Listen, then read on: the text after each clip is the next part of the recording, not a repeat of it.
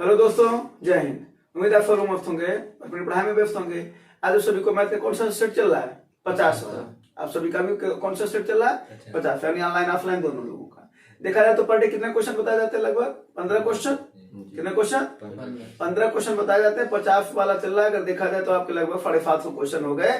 और जो एक क्वेश्चन से जो कई बन सकने वाले प्रश्न बताते हैं वो तो आपका बोनस हो गया, है ना जी। तो इसी तरीके से अगर आप प्रैक्टिस करते रहेंगे तो आपका फायदा रहेगा। और ये क्लास कंटिन्यू इस वजह से कभी कभी नहीं चल पाता क्योंकि कभी कभी लाइट की समस्या हो जाती है ना जी। चलिए, लेकिन बाकी आपका क्लास से कंटिन्यू चलता रहेगा। और आपको साथ साथ में एक चीज और बताते रहे कि आपको जल्द ही पूरा चैप्टर वाइज, यानी एकदम जो संख्या पद्धति, प्रतिशत, लाभ हानि, बट्टा, साधारण ब्याज, चक्रवृद्धि ब्याज, नावधारा, ट्रेड, समय दूरी, सभी चैप्टर के आपको कॉन्सेप्ट और प्लस प्रैक्टिस सेट मिलते रहेंगे आपको। यानी चैप्टर वाइज भी प्रैक्टिस करवाया जाएगा प्लस उसके कॉन्सेप्ट के साथ बहुत ही बेसिक तरीके से। जहां पर किसी को मैथ न भी समझ में आए तो भी मैथ समझ में आएगा, उस तरीके से समझाया जाएगा। यानी उस लेवल से उठा करके उस लेवल तक पहुंचाने की कोशिश किया जाएगा। ठीक है ना जी। चलिए, तो आप लोगों के लिए भी और ऑनलाइन वालों के लिए भी। ठीक है, चलिए तो आज का प्रैक्टिस शुरू करते हैं। हाँ, चलिए तो आज का प्रैक्टिस शुरू करते हैं। और इसके पहले वाले प्रैक्टिस में, प्रैक्टिस नंबर 49 वाले में क्वेश्चन हम आपको होमवर्क दिए थे, तो आपका कमेंट था कि उसको बता दीजिए, तो उसको बता देते हैं। ठीक है ना, चलिए तो वहीं से शुरू करते हैं जहां से 16 गया था वहीं से शुरू करते हैं। ठीक है, चलिए क्वेश्चन क्या कर, अपने सामान्य गति को 3/4 गति से चलाए हुए रमेश को घर पहुंचने में 20 मिनट की देरी हो जाती है, तो ज्ञात कीजिए रमेश को घर पहुंचने में सामान्यतः कितना समय लगता है। देखिए बड़ा आसान सा सवाल है ये। है क्या, देखो जरा सा, एक सामान्य गति है, एक कैसी गति है? सामान्य। और एक कैसी है तब? असामान्य गति। असामान्य गति,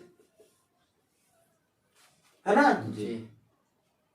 तो एक सामान्य गति हो गया, एक असामान्य गति हो गया। सवाल क्या कर, उसको बड़े अच्छे से पढ़ो। सामान्य गति का 3/4, सामान्य गति का 3/4, यानी अगर ये 4 है तो 4 का 3/4 यानी कितना हो जाएगा ये? अरे भाई 4 का 3/4 यही ना होगा जी।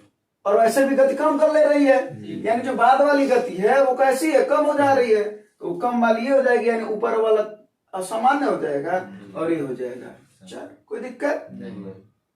ये किसका है? गति का।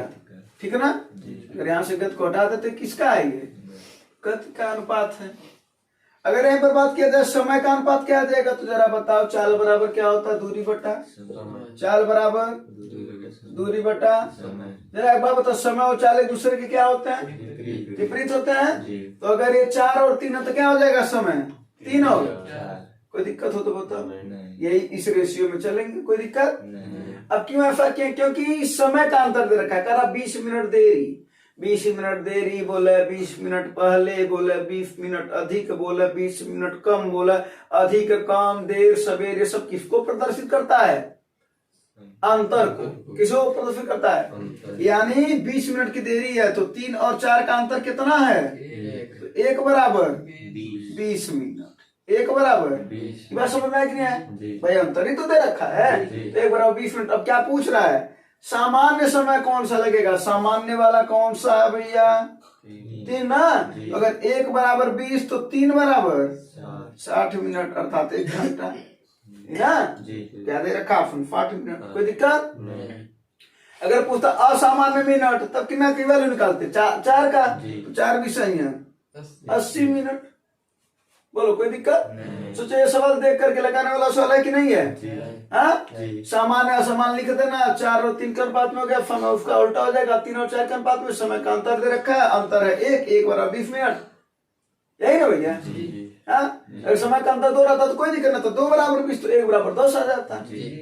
बोलो कोई दिक्कत? ठीक ना। चलो, तो एक सवाल था ना, उस दिन होमवर्क दिए थे, अब समझ में आया ना?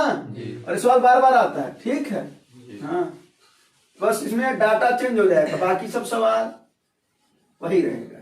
ठीक है, हाँ, चलो।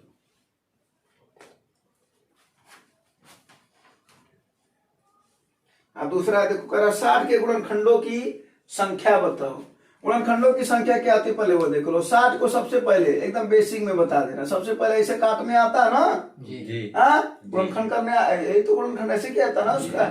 तो कैसे कर लेंगे इसको, 30 बार में कटेगा, फिर कितनी बार में, 15 बार में, फिर कितनी बार में, फिर 5 से 1 बार में।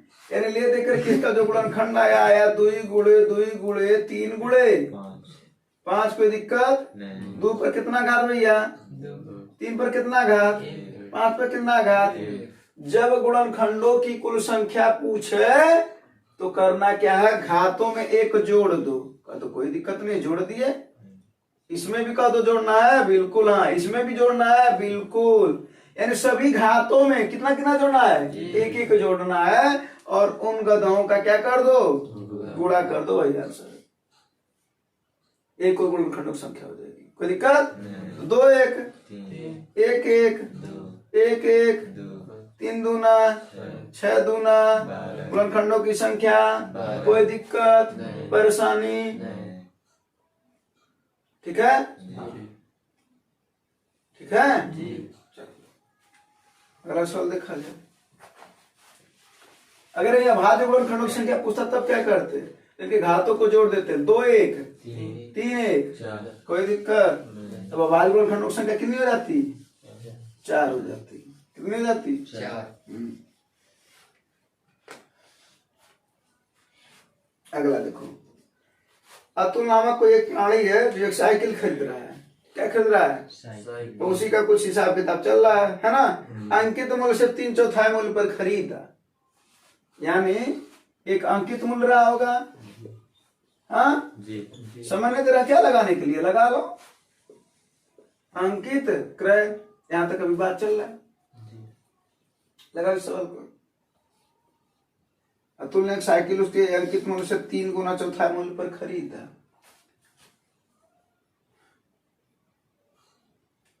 अंकित मूल्य अगर 100 हो जाएगा तो 100 का 3/4 ना भैया, तो 100 का 3/4 कितना होता तो 75 है, लेकिन कर लो देख लो, 25 बार में कट जाएगा, यानी कितना आएगा भैया, 75। कितना आएगा, ये ना जी। और देखो क्या हो रहा है, और उसके अंकित मूल्य से 20% अधिक मूल्य पर बेचा, यानी यहाँ पर विक्रय मूल्य भी दे रखा है, बोलो हाँ या नहीं जी। यानी कारनामा क्या हो रहा है, अंकित मूल्य पर कुल बात यहाँ पर कर रहा है, ये अंकित मूल्य को ही बना रहा है, क्या क्रय मूल्य भी बना रहा है, और अंकित मूल्य को ही क्या बना रहा है भैया, विक्रय मूल्य भी बना रहा है, बोलो जी।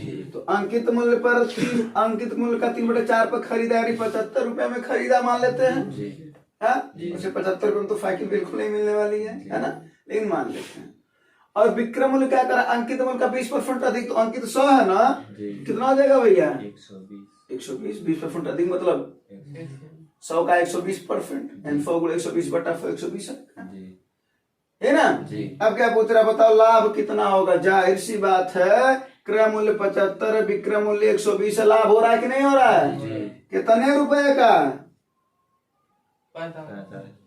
कितने रुपए में, गुणे विक्रय मूल्य पर ना हमेशा लाभ निकालते हैं, हाँ लाभ प्रतिशत बराबर ही ना होता है, बोलो लाभ परसेंट बराबर लाभ बटा क्रय गुणे 100, बस 25 3 75 चौके 100, 15 45, 15 चौके 60%, कितने का फायदा हो रहा है उसको, कोई दिक्कत, जो कर रहा था उसी को करते जा गए तुम, है ना जी। हाँ जी, चलो अगला फल तब लगा लो, अगला फल।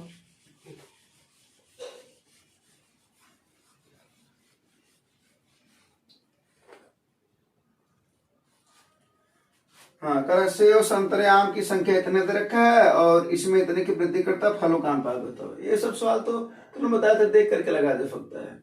जब भी वृद्धि करने के लिए बात करता है तो जानते हो क्या करना है, 100 को बुझाना। जब रेशियो की बात करना तो 100 नहीं लिखा जाता है, समझ में ना, ऑलरेडी 100 करोगे तो बाद में कट जाएगा, तो उसको 100 लिखने की क्या जरूरत। 5 7 और 8 का अनुपात दे रखा है, 5 में कितने की वृद्धि किया है, 40%, 7 में कितने की वृद्धि किया है, तो 40% वृद्धि किया तो 140 में हो जाएगा हो, हाँ 50 की वृद्धि किया तो 150 में हो जाएगा, अनुपात है। 8 में कितने की वृद्धि किया है, 75, यानी 175, ये ना, परसेंट परसेंट परसेंट तीनों जगह अनुपात में हट जाएगा। बोलो कोई दिक्कत नहीं। अब देखो जरा 5 इसको काटना है, 5 का नाम 5 यहाँ 15 और ये कट जाएगा ना, 5 यहाँ 15 और कितना बचे भैया 2 ना, 5 25 25।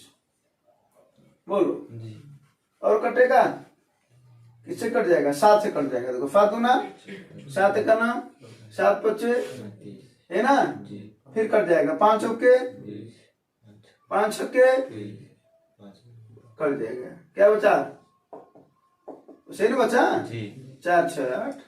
अब ये कट जाए ना, 2 दूना 4 2 3 6 2 चौक 8, 2 अनुपात 3 अनुपात 4 आया ना। वो तो ले दे करके कैलकुलेशन था तो कर लोगे।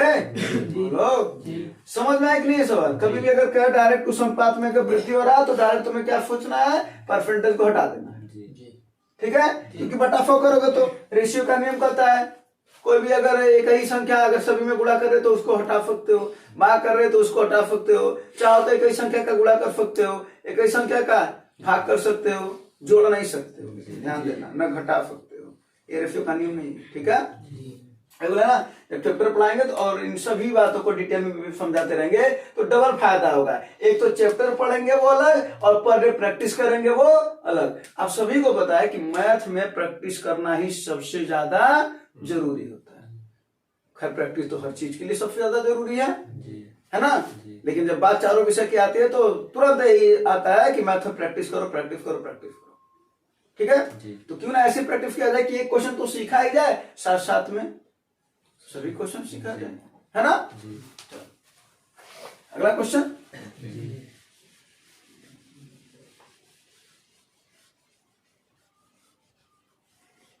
लगाओ अगला क्वेश्चन।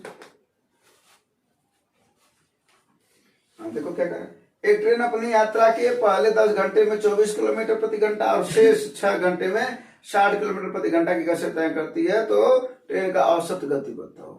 कोई दिक्कत वाली बात नहीं है।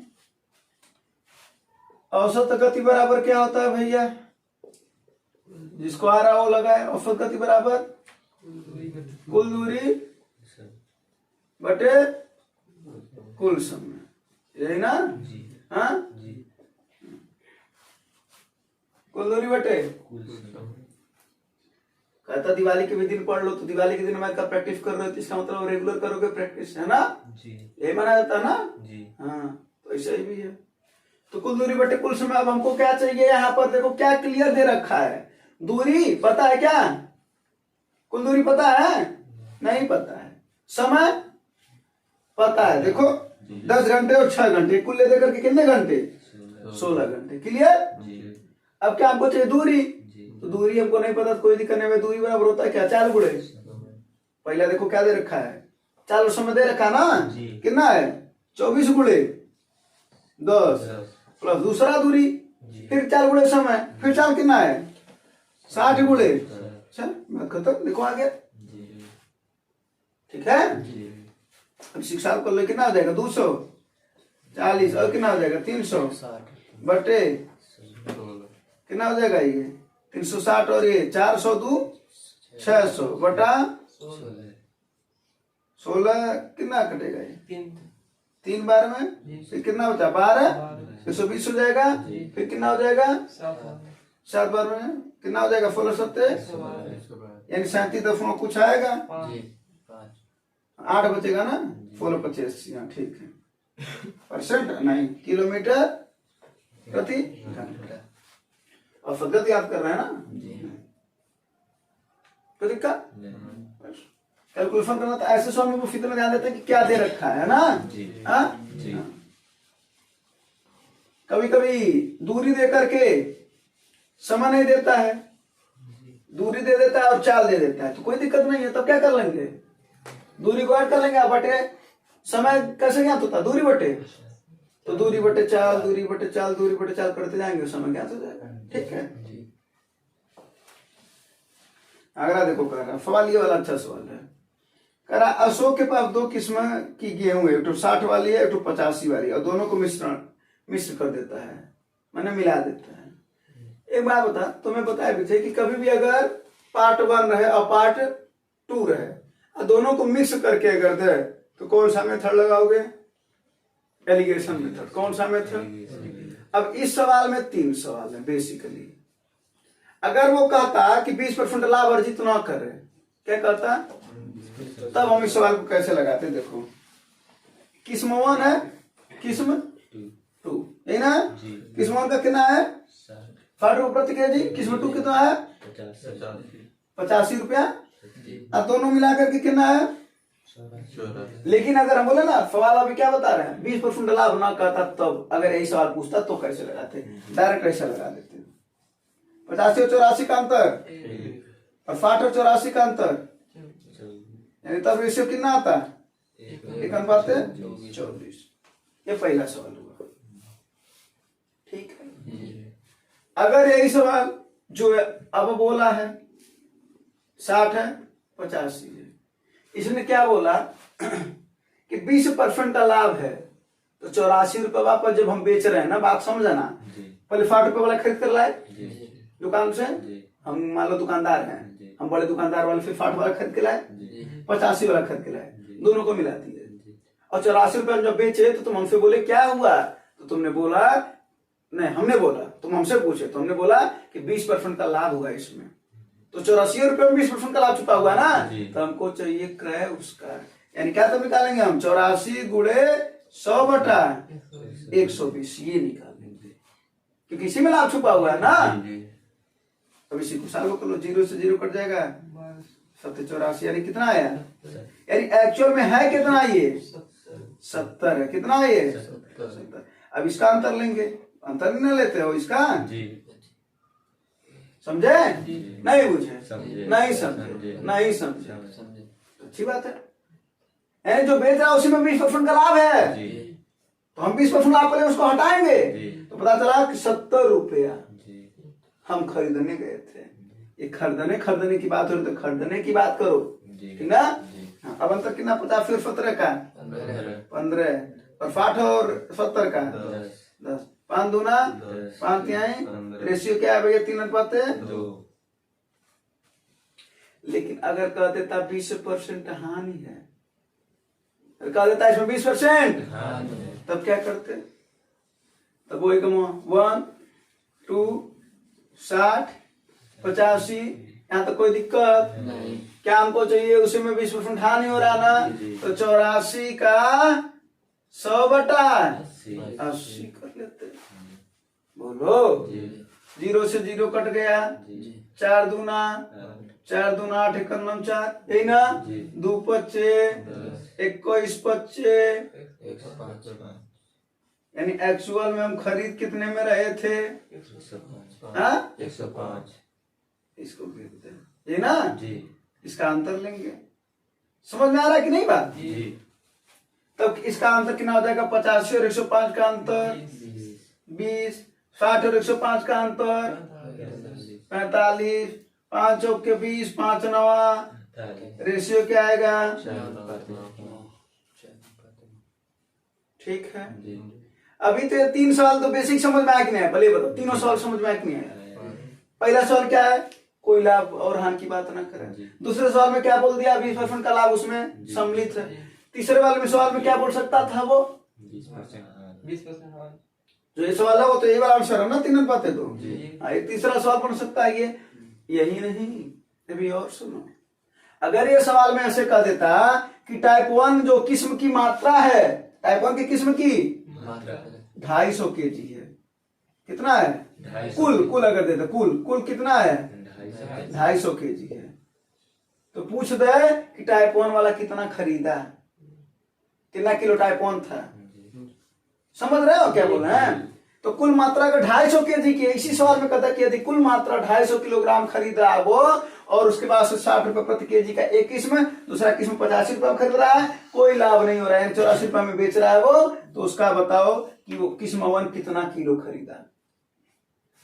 तो भैया एक बात बताओ, इसका रेशियो क्या है? 1 और 24, कुल कितना? 250, 1 और 24 बराबर 25 ना? 25 बराबर, तो 1 बराबर, तो कितना खरीदा टाइप 1? टाइप 2 वाला यानी किस्म 2 कितना? 240 किलो खरीदा। बुझे कि नहीं? कोई दिक्कत? अगर वहीं पर यहाँ पर कह देता है टाइप 2 20 किलो खरीदा था, सवाल अलग अलग है, कभी कुल दे देगा, कभी एक ही, इन दोनों में से कोई एक देगा। तो कह रहा टाइप 2 20 किलो खरीदा, यानी किस्म 2 को 20 किलो खरीदा, तो जरा बताओ किस्म 1 कितना था, या पूछे तो दोनों मिला के कितना था। तो देखो जरा टाइप 2 वाले का अनुपात कितना आया है, तो 2 बराबर 20, तो 1 बराबर भैया 1 बराबर 40, 2 बराबर 20, तो 1 बराबर 10, 1 बराबर 10। तो अगर 1 बराबर 10 तो 3 बराबर भैया, यानी कितना किलो था वो, दोनों मिलाकर के कितने थे, यानी दोनों अगर पूछता तो कितने, जाहिर सी बात, 1 का वैल्यू 10 है, तो दोनों कितने, 2 3 5, तो 5 बराबर 50। वहीं पर अगर यहाँ पर कहता टाइप 1 अगर दे देता कि टाइप 1 कितना है 80 kg है, कितना है, तो कुल बताओ कितना, तो बताओ जरा सा, 4 बराबर, तो 1 बराबर भैया 1 बराबर, तो कुल कितना है, 9 4 13 है ना कुल, तो 13 दूना यानी 260 किलो थे, यानी समझ में आया। तो 3 तो ये पूछा, 3 और बना सकता है।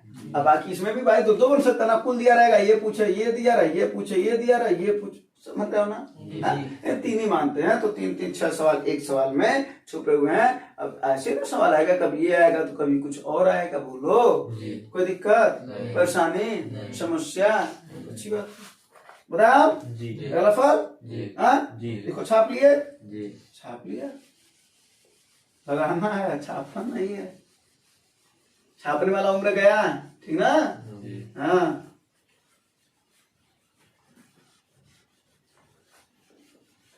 दिवाली मनानी ना आज, हाँ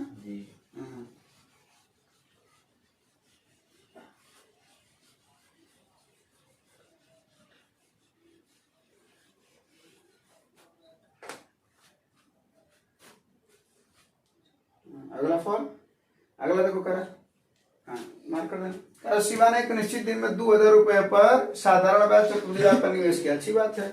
यदि ब्याज दर 6% है और अवधि इतना है, तो बताओ क्या होगा। देखो एक तो ये वाला तरीका बता देना, अगर 2 वर्ष का अंतर दिया रहे, 2 वर्ष का अंतर किसका, CI और SI का, तो फार्मूला क्या होता है, P इंटू R/100 का होल स्क्वायर, ठीक है। अगर भाई 3 वर्ष का दिया रहे, 3 वर्ष का अंतर की बात किया है, CI और SI का फार्मूला होता है P इंटू R²/100², ठीक है, गुणे 3 + R/100। तो इसमें कौन सा पूछ रहा है, 3 साल का ना, 3 साल का अंतर बताओ, तो कौन सा फार्मूला लगाओगे, एक फार्मूला हो गया, ये बेसिक मेथड भी हो गया, पहले फार्मूला लगा करके आंसर बताओ। यहाँ पर सब कुछ तो दे रखा है, 2000 है, आर की वैल्यू कितनी है, 6% है, 6 गुणे 6 बटा 100 गुणे 100, 3 + 6/100, है ना। 0000 कट गया, एक और जीरो से कट गया, बोलो कोई दिक्कत। 2 छक्के 12, 12 छक्के 72/10, यहाँ पर क्या हो जाएगा 306, है ना, 306/100, 72 और 306 का गुणा कर दो और 3 अंक पता फॉर्मूला लगा देना, बताओ गुणा कितना है, 72 और 306 का गुणा करो, बताओ कितना है।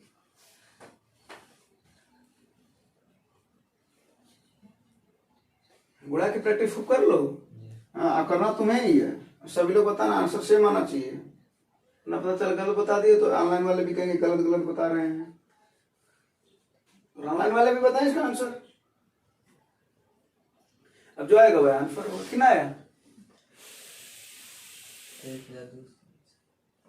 कितना आया 22,032।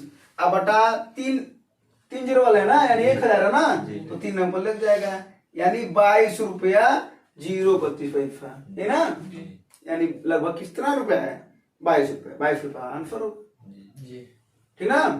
कभी कभी ना देखो सवाल में नहीं कहता कि लगभग बताओ, सवाल में बोला ही नहीं है, लेकिन तुम्हें अभी नहीं कि तुम्हारा 22 कुछ आ गया तो बोल देना बाद में हम तो नहीं लगाए क्योंकि 22 ऑप्शन में था ही नहीं, ठीक है, हाँ ऐसे नहीं करना, ठीक है। चलो कोई दिक्कत, तो ये 2 वर्ष का लिख लो और ये 3 वर्ष का लिख लो। इसका बेसिक मेथड भी बताते हैं, अगर मान लो फार्मूला भूल भी जाते हो तब तो बताते ना। हाँ क्या करोगे, फार्मूला बस यही है, क्या याद होना चाहिए, a plus B plus A B by 100, यहीं से ज्ञात कर लोगे, है ना। साधारण ब्याज है तो सबका क्या होगा, बराबर होगा। 6% है तो 3 साल का कितना हो जाएगा, 18 भाई। इस साल 6, अगले साल 6, फिर 6, कितना हो गया, साधारण ब्याज कितना हो गया 18। बात करा जाए सी आई का, तो पहले इफ पर लगा लो, यानी 6 6 6 3 बार लगाना, पहले इन 2 पर लगाओ, कितना हो जाएगा 6 प्लस 6 प्लस 6 गुणे 6 बटा कितना हो जाएगा 6 6 अच्छा 6 के यानी कितना हो जाएगा 12.36। इन दोनों का मिलाकर के कितना आ गया 12.। अब इसका और इस दूसरे का इसका निकालो तो कितना हो जाएगा 12.36 प्लस ये वाला फार्मूला लगाओ, प्लस 6 प्लस 12.36 गुणे 6 बटा 100, है ना। जरा गुणा करके बताओ कितना आएगा, कितना हो जाएगा 12 6 18.36 प्लस इसका बताओ कितना आएगा 6 के 36 दिख रहा है लोगों को, हाँ 6 के 36 और 6 का 18 और 18 3 21 6 दूना 12 2 14 6 का नाम 6 1 5, है ना। 2 अंक पर यहाँ पर दशमलव 2 ही झोंकेगा कितना हो जाएगा 4 अंक पर दशमलव आएगा ना, यानी आया कितना 18.36 और इसको जोड़ो कितना आएगा, कहाँ जोड़ते हैं इसको, पता कितना आएगा, इसको जोड़ के बताओ 18.36 प्लस 0.74 1 6 कितना आएगा, 1 6 तो उधर उतर ही जाएगा, 6 4 10 के 0 1 आया, 7 3 10 1 11 1 आया, 8 1 9 19.1016 ठीक ना। अब एक बात बताओ, साधारण ब्याज है 18%, साधारण ब्याज है, चक्रवृद्धि ब्याज है 19.1016%, अंतर कितने का है 1.18% ही है, 19 का अंतर तो 1.106% है ना। तो मात्र तुम्हें क्या करना है 2000 रुपया पर 1.1016% ज्ञात कर लेना है, एक तुम्हारा आंसर हो जाएगा, ठीक है। तो 0 से 0 काट दो, समझे कि नहीं, जो अंतर आया है भाई उतना परसेंट ना अंतर आया है हमारा, उतना परसेंट हम निकाल दिया, हमको रुपया पता चल जाएगा, परसेंट में पूछता तो इतना होता, तो निकालो कितना हो जाएगा ये। तो देखो करना है क्या, एक 0 है ना इधर, तो ये 0 जब गुणा करेगा तो 11 हो जाएगा, तो ये 2 गुणे 11 दशमलव कितना हो 0 1 6, मतलब वही ना हुआ 22% हुआ लगभग, 11 दूना 22% वही तो आ रहा था, वही आएगा एग्जैक्ट में। 2 6 के 12 देखो इकाई के 2 आया ना, एग्जैक्ट होएगा, 16 दूना 32 आया ना 32, 11 दूना 22 एग्जैक्ट खूब आया कि नहीं है, वही आएगा। तो या तो फार्मूले से भी लगा सकते हो, और एक ये वाला मेथड से अगर फार्मूला तुम भूल गए तो ऐसे भी लगा सकते हो, बोलो कोई दिक्कत, 2 साल का रहेगा तब वो लगा सकते हो, हाँ ठीक है। चलो अगला सब बता जाए,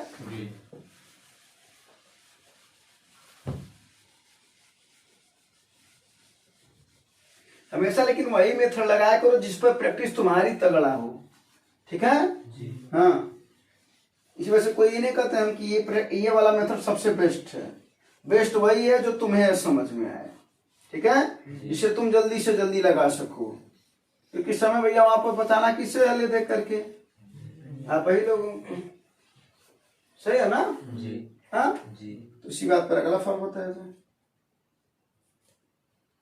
चलिए अगला फल लगाइए, एक और ये वाला फल जानते हो, सुनो ये वाला सवाल बहुत बार पूछा गया है, एक बार नहीं कितनी बार, बहुत बार पूछा गया है, बस डाटा चेंज है बाकी सब वही है, ठीक है ना। हाँ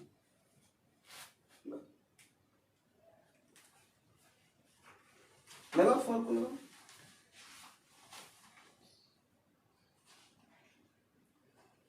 नहीं आ रहा तो बताओ, बता नहीं आ रहा तो इधर देखो तो, लेकिन ध्यान देना ये वाला सवाल बहुत इंपॉर्टेंट सवाल है, फिर से एक बार और बता देना, इस सवाल को जाकर के नोट्स में लिख लेना, और आप लोग नोट्स में इसको लिख लेना।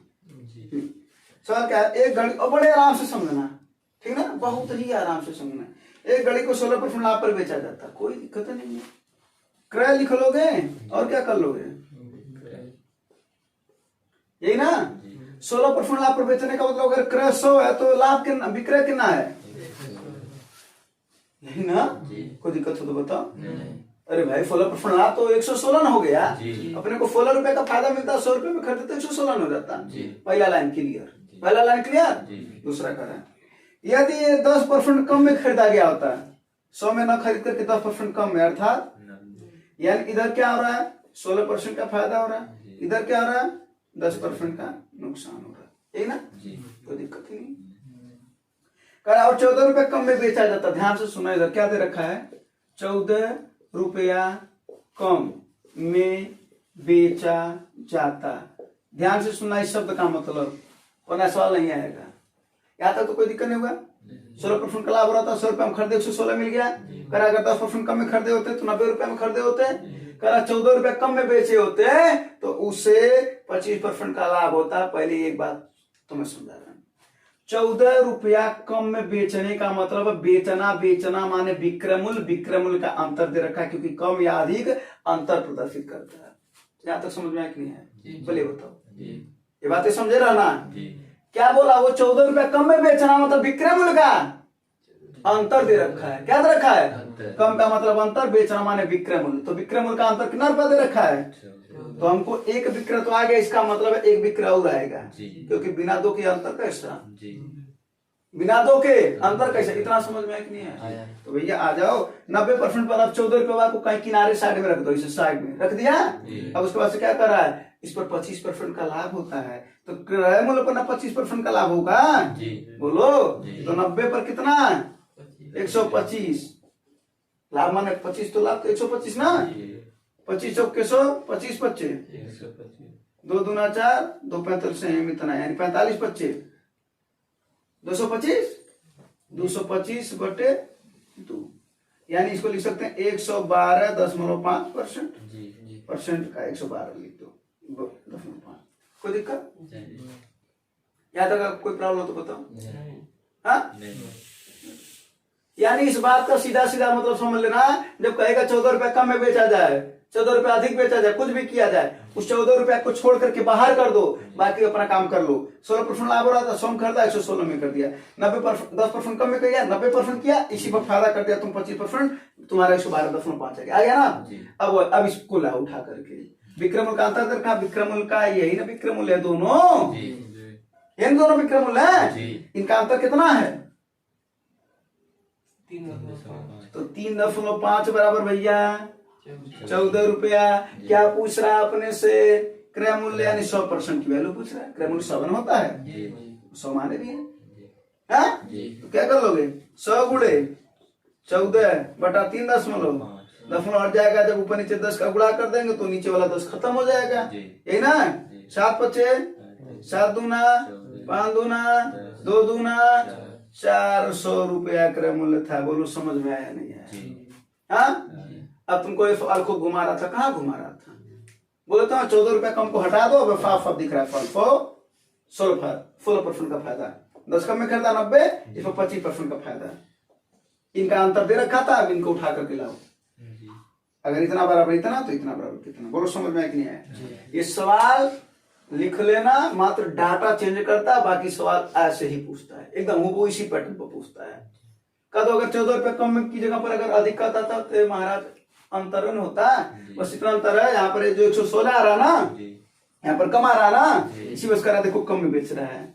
उस समय क्या होगा, तब ये कम आएगा और यहाँ वाला क्या आएगा, ज्यादा आएगा, तब कहेगा 14 रुपए अधिक बेचता है। वो तुम्हारा मैटर नहीं, वो खुद सवाल बना करके देगा, ठीक है। सवाल समझ में नहीं है, कोई दिक्कत परेशानी समस्या, अच्छी बात है।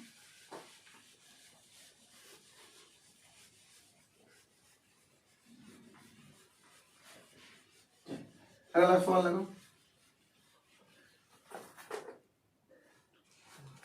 हाँ, ये तो सवाल अच्छा सवाल है, अब तुम ही लोग थोड़ी देर सोचो इस पर। 1 रुपए में 5 वस्तुएं खरीदा, 1 रुपए में 5 वस्तु, और 25% का लाभ अर्जित करने के लिए 1 रुपए में कितना बेचना चाहिए। समझ में आ रहा है सवाल? छोटा है लेकिन थोड़ा सा खोटा है। 1 रुपए में 5 वस्तु खरीदा, 25% का लाभ अर्जित करने के लिए कितने रुपए में 1 रुपए में कितना बेचना चाहिए? देखो इधर 1 रुपए में कितना वस्तु? 5 वस्तु। तो एक वस्तु का दाम बताओ कितना होगा?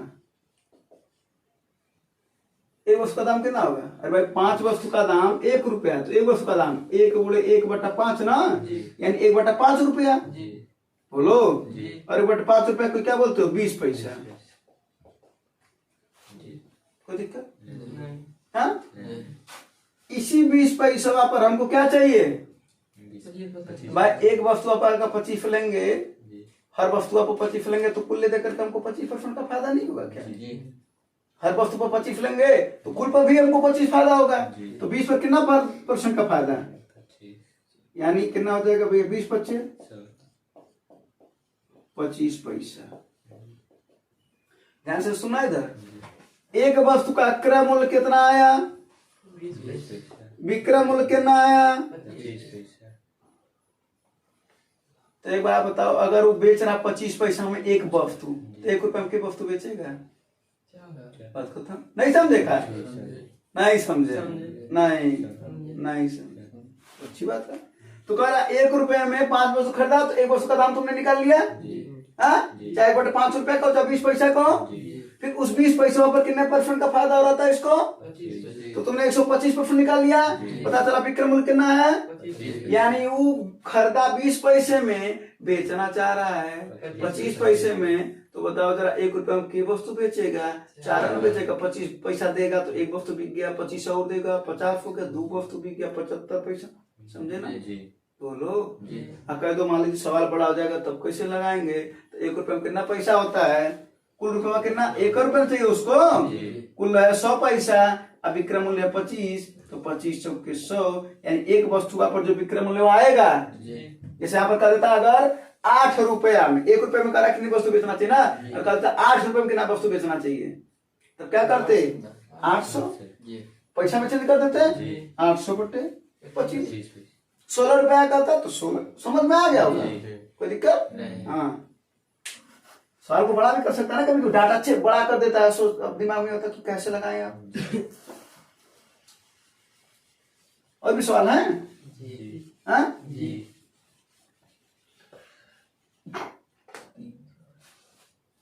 अच्छा, ये देखो कह पहला पद और फार अनुपात इतना दे रखा है, चौथा पद बताओ। देखो पहले सार अनुपात क्या होता है, पहले वो समझ लेते हैं। देखो एक होता है गुणोत्तर श्रेणी, कौन सा? आओ इसके बारे में पूरा बता देते हैं थोड़ा सा, ठीक है ना? अगर हम इसको यहाँ पर कैसे गुणोत्तर श्रेणी में क्या होता है जरा देखो। अगर 2 है, कोई एक संख्या मान लो, क्या मानना चाहते हो? 3 मान लो, कोई संख्या क्या मान लो? 3, ठीक है? तो देखो कैसे बनता है। अगर पहला पद 2 है तो दूसरा इसका गुणा करो, 2 तिहाई, फिर 6 में फिर 3 का गुणा करो, 6 त्रिक, फिर 18 में फिर 3 का गुणा करो, 18 तिहाई, फिर 54 में फिर 3 का गुणा करो, कितना आ जाएगा? जो इस तरीके की, यही ना होगा, जो इस तरीके की श्रेणी चला उसे बोलते हैं गुणोत्तर श्रेणी। क्या बोले? कोई 2 संख्या ले लिया, मतलब पहला एक प्रथम पद ले लिया, कोई एक संख्या ले लिया, इसको बोलते हैं फार अनुपात। लेकिन अभी समझ में आएगा क्यों ऐसा बोलते हैं, ठीक ना? श्रेणी बनाना है कि नहीं पहले? चलो अब इसका मतलब क्या है जरा देखो। अगर प्रथम पद यहाँ पर 2 है, इसको बोलते हैं सार्वानुपात। एक होता है प्रथम पद और एक होता है सार्वानुपात। क्या होता है भैया? सार्वानुपात माने हर जगह का अनुपात। जरा देखो 6/2 कितना आएगा? कितना आएगा? है बोलते नहीं हो। 18/6 कितना आएगा? 54/18 कितना आएगा? तो वही जो हम बोले यहाँ से गुणा करने के लिए, वही उसका देखो हर जगह अनुपात समान है कि नहीं है? तो ये श्रेणी कौन सी श्रेणी होगी? यानी जिसका अनुपात समांतर श्रेणी पड़े होगी, जिसका अंतर समान हो समांतर श्रेणी, इसमें जिसका अनुपात समान हो उसे क्या बोलते हैं? सार्वानुपात। क्या बोलते हैं? और ऐसी श्रेणी किस में रहती है? गुणोत्तर श्रेणी में होती है। कैसी होती है? यानी अगर हम कहें पहला पद ए है, पहला पद, अब सार्वानुपात को अगर हम आर मान लें तो गुणा करते जा रहा है ना, तो गुणा करेंगे तो क्या हो जाएगा? ए आर, एक और आर मिलेगा, फिर क्या हो जाएगा? ए आर स्क्वायर, फिर एक और आर मिलेगा, क्या हो जाएगा?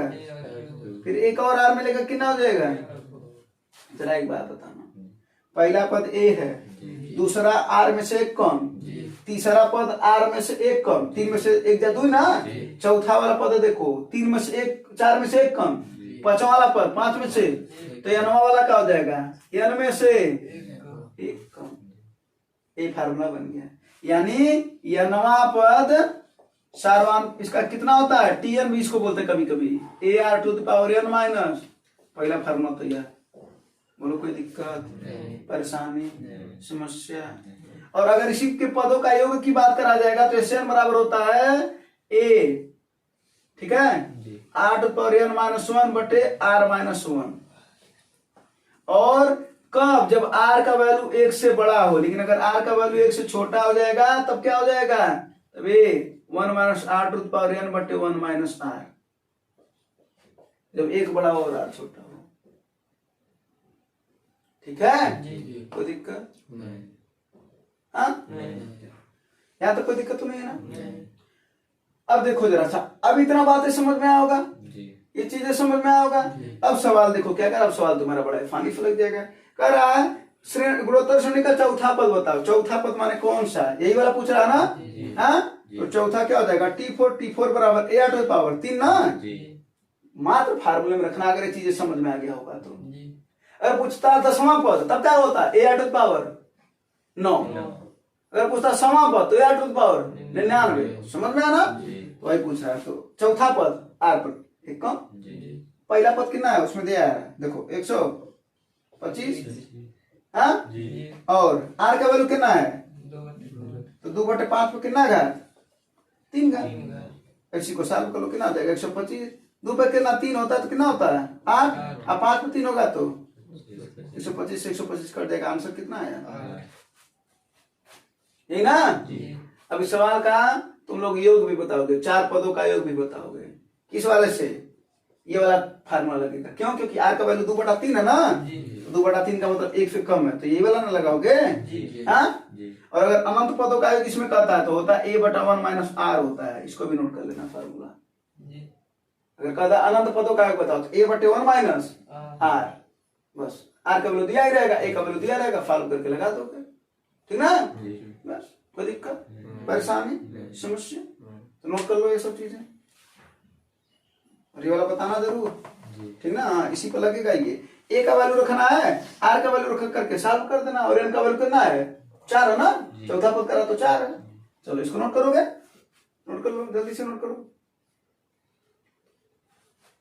स्क्रीन शॉट वालों का तो अच्छा, स्क्रीन शॉट लेकर के बाद में नोट कर लेंगे, है ना? बिठा था? ये 3 फार्मूले लिख लो जल्दी में। ये लाइन लिख लो, ये लिख लो, ये लिख लो, ये लिख लो, ये लिख लो। 1 2 3 4 5 लाइन लिख लो, बस। बाकी तो ये सवाल है। हो गया? हाँ, अगला सवाल चलाते हैं। चलो चले अगले सवाल की ओर, है ना? लगाओ अगला फोन।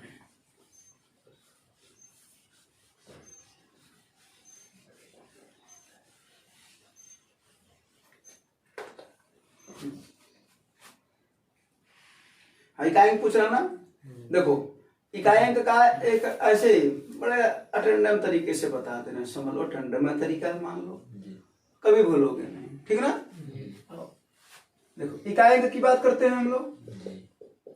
ठीक है, जरा बताओ, सब पर हम 4 घात की वैल्यू पूछेंगे। 1 पर 2, 1 पर 4, 2 पर 4, 3 पर 4, 4 पर 4, 5 पर 4, 6 पर 4, 7 पर 4, 8 पर 4 और 9 पर 4। हमको जरा बताओ इकाई अंक कितना होगा इसका?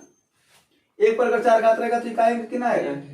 2 पर 4 घात रहेगा तो इकाई अंक 6 ना?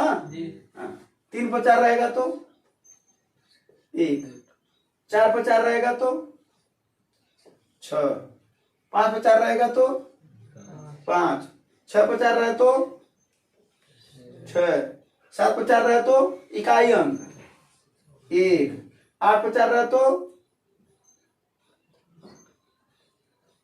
6, 9 पर 4 रहे तो देखो इधर इसी भर का 5 बाकी है। देखो 6, 1 1 6 6 ठीक है ना। चलो 4 घात का जो सभी अंक होते हैं ना अपने अंदर एक मैजिक रखे होते हैं, जान लेना, ठीक है। हाँ चलो 4 घात का मतलब समझ में आ गया ना, इसको दिमाग में रखे रहना। अब कोई भी चीज कैसे ज्ञात करते जरा देख लो, क्या है 257 पर कितना घात 45 गुणे 248 पर कितना घात, ठीक है। कैसे करना जरा वो ध्यान दो। 200 ये क्या है, इकाई अंक 7 है ना, केवल 7 से काम करो, 7 पर 4 घात लिख दिया करो पहले। पहले 7 पर 4 घात हो गया, पहले 7 पर 4 हो गया। उसके बाद से 4 से इसको भाग दो 45 को, तो कितना शेष बचेगा 1, भाई 44 कट जाएगा तो 1 शेष ना बचेगा, तो 7 है ना, है 7 पर 1, इतना समझ में आया कि नहीं है। फिर इसका इकाई अंक क्या है 8 है, इकाई अंक क्या है, फिर इस पर 8 पर 4 लिख दो, यानी जो भी इकाई अंक रहेगा उस पर 4 घात लिख देना। फिर देख 4 से भाग देकर के क्या देखना है कितना बच रहा है शेष, 4 से भाग देकर के बता कितना शेष बचेगा, एक ना,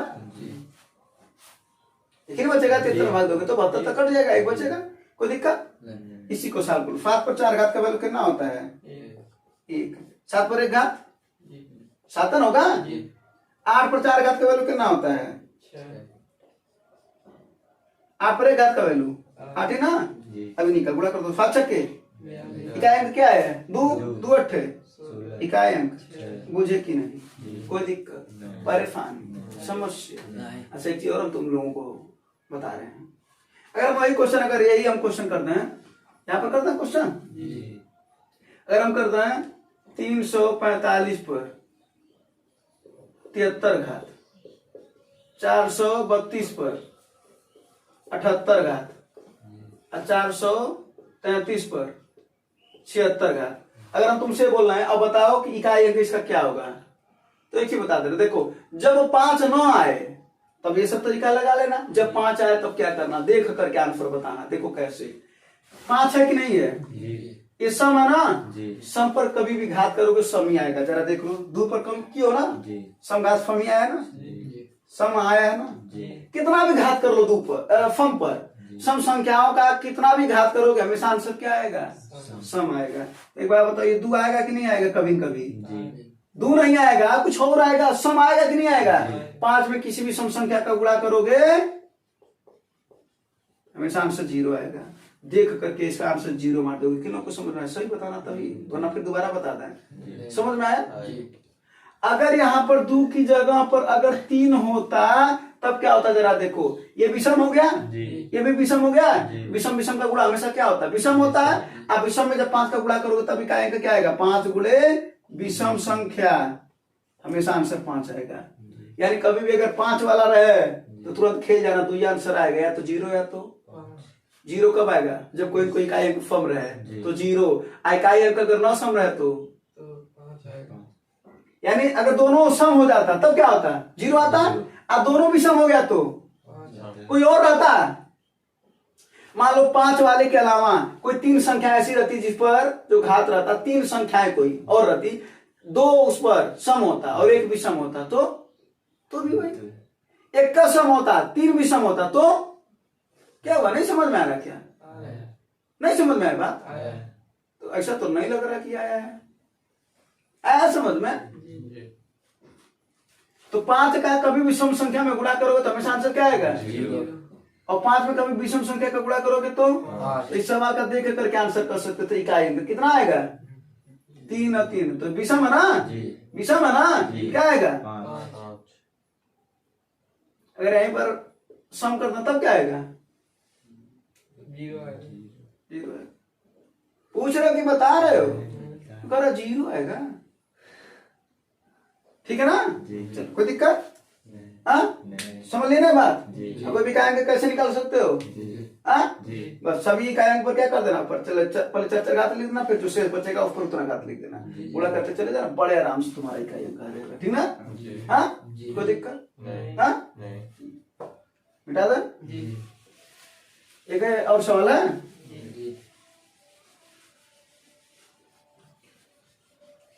हाँ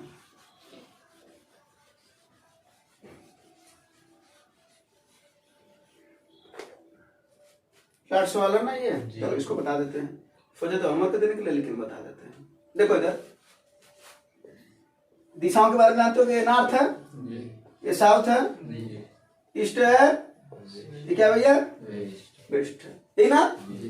देखो क्या बोल रहा है, नॉर्थ यदि एक लड़की उत्तर दिशा की ओर उन्मुख है, माने वो उत्तर दिशा में यानी यहाँ पर है कहीं, यही मानना हमेशा, इन्हें माना यहीं पर है, ये तो केंद्र में है ना, उत्तर दिशा के उन्मुख मतलब उत्तर दिशा में है, उत्तर दिशा ही है, यहाँ पर है वो। अब देखो क्या बोला है, वह दक्षिणावर्त, दक्षिणावर्त मतलब समझते हो क्लॉकवाइज, घड़ी की सुई ऐसे नहीं चलती है बोलो, कभी ऐसे नहीं चलती है, तो वही दक्षिणावर्त घड़ी की सुई और वामावर्त घड़ी की उल्टा दिशा है, क्लियर। अब अगर एक का दिशा कहेगा, ध्यान से सुनना, अगर एक ही दिशा कहेगा तो जोड़ते जाना, विपरीत दिशा कहेगा तो घटा देना, समझे बात, नहीं समझे, सेम दिशा कहेगा तो जोड़ना है, विपरीत कहेगा तो। अब इस सवाल को लगाते, क्या करा, 72 डिग्री दक्षिणावर्त घूमा और उसी दिशा में फिर उसी में दक्षिणावर्ती कितना घुमा 63, तो 72 आप प्लस 63 करोगे ना, क्योंकि दोनों क्या है दक्षिणावर्त हैं, करा ना, दक्षिणावर्त 72 घुमा, फिर करा उसी दिशा में घुमा, तो तब दोनों को जोड़ेंगे, तब दोनों को तो कितना आ जाएगा ये 100। अब यहाँ से 135 घुमाओ, ये सब कितने हैं, सब 90 है ना, सब कितने हैं ये 90, तो 90 घुमा यहाँ आ गया, और कितना बच रहा 45 ना, यानी यहाँ कहीं आ जाएगी वो।